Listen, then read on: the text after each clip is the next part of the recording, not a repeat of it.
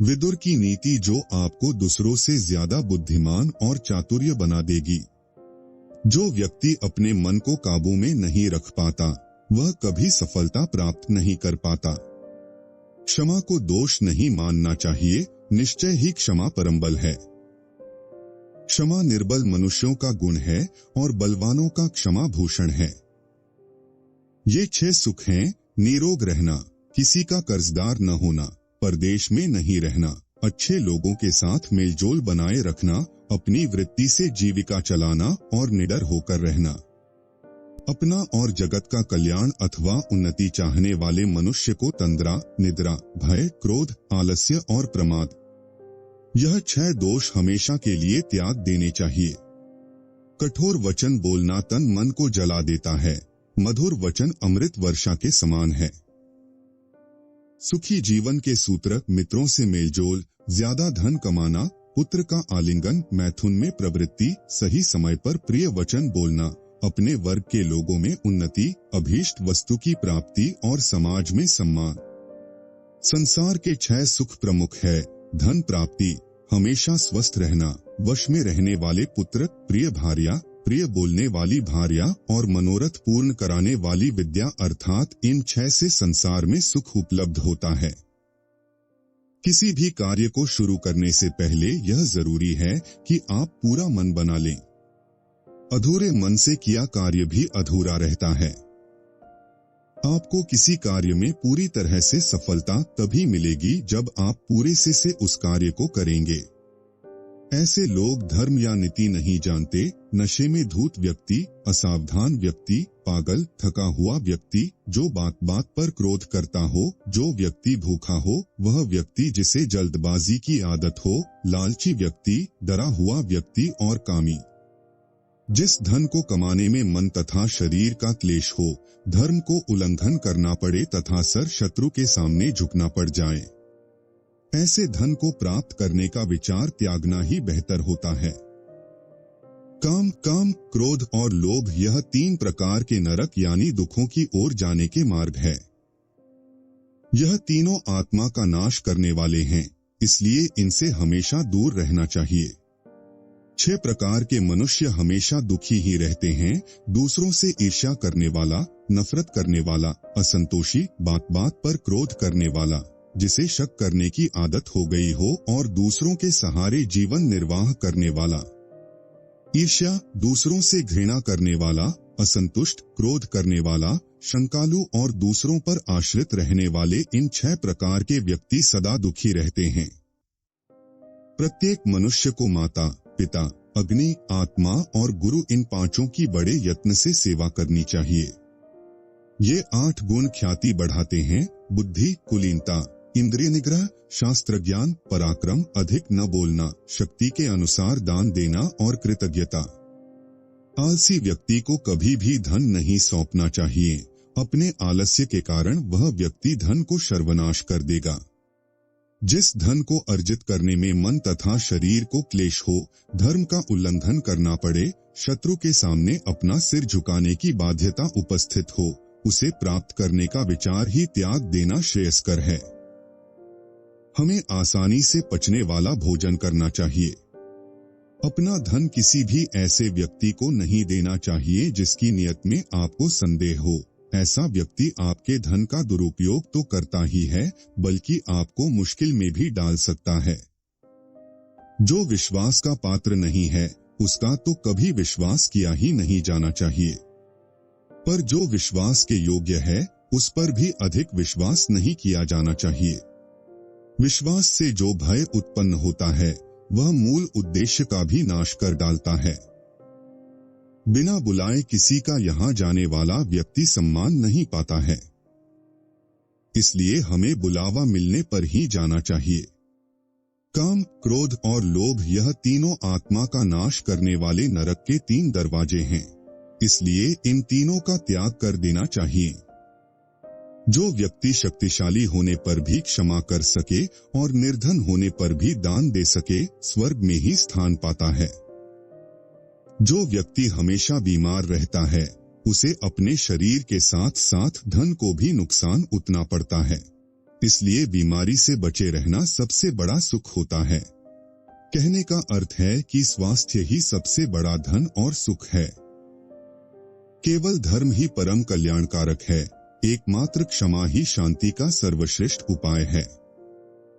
एक विद्या ही परम संतोष देने वाली है और एकमात्र अहिंसा ही सुख देने वाली है।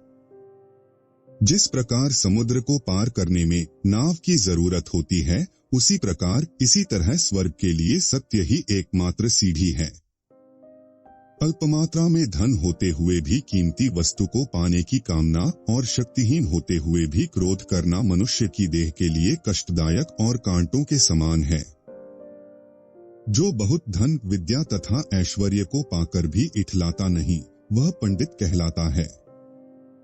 जिस व्यक्ति को आदर सम्मान मिलने पर भी वो खुशी से फूल नहीं उठता और अनादर होने पर क्रोधित नहीं होता तथा जिसका मन विपत्तियों में भी शांत रहता है, वही ज्ञानी व्यक्ति होता है।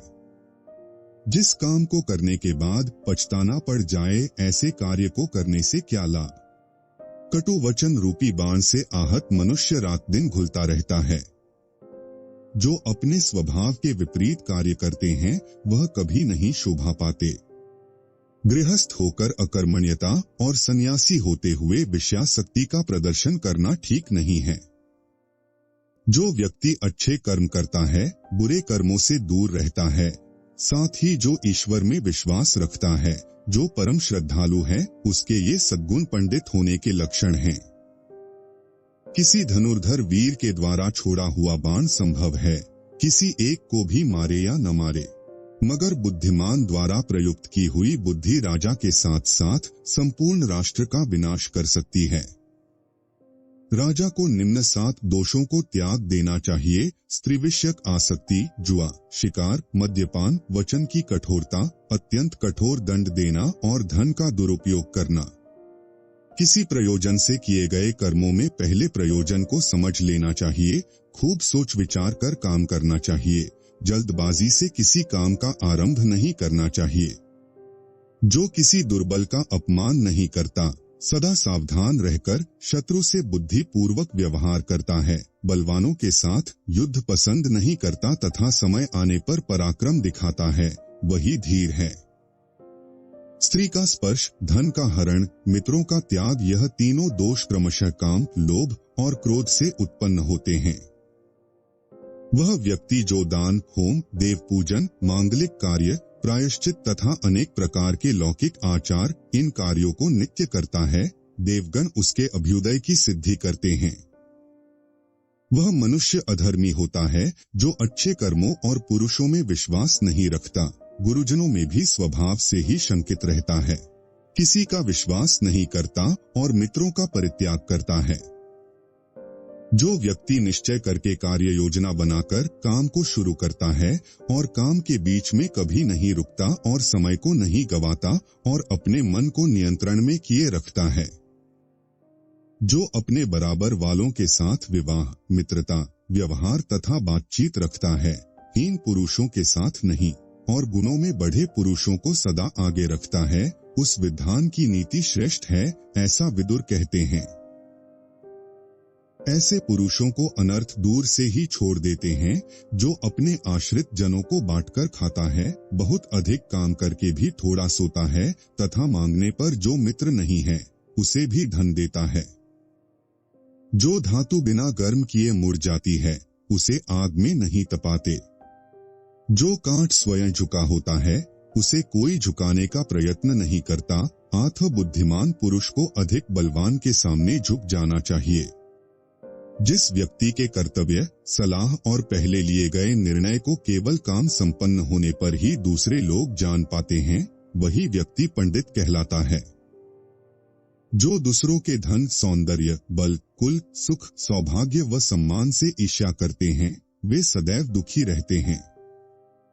सत्य से धर्म की रक्षा होती है, योग से विद्या सुरक्षित होती, सफाई से सुंदर रूप की रक्षा होती है और सदाचार से कुल की रक्षा होती है, तोलने से अनाज की रक्षा होती है, हाथ फेरने से घोड़े सुरक्षित रहते हैं, बारंबार देखभाल करने से गौ की तथा मैले वस्त्रों से स्त्रियों की रक्षा होती है, ऐसा विदुर नीति का विचार है। बिल में रहने वाले जीवों को जैसे सांप खा जाता है, उसी प्रकार शत्रु से डटकर मुकाबला न करने वाले शासक और परदेश न जाने वाले ब्राह्मण, इन दोनों को पृथ्वी खा जाती है। अच्छे कर्म करना और बुरे कर्म से बचते रहना, भगवान पर भरोसा और श्रद्धा रखना। जो व्यक्ति विश्वास का पात्र नहीं है, उसका तो कभी विश्वास किया ही नहीं जाना चाहिए, परंतु जो व्यक्ति विश्वास के योग्य है, उस पर भी अधिक विश्वास नहीं किया जाना चाहिए।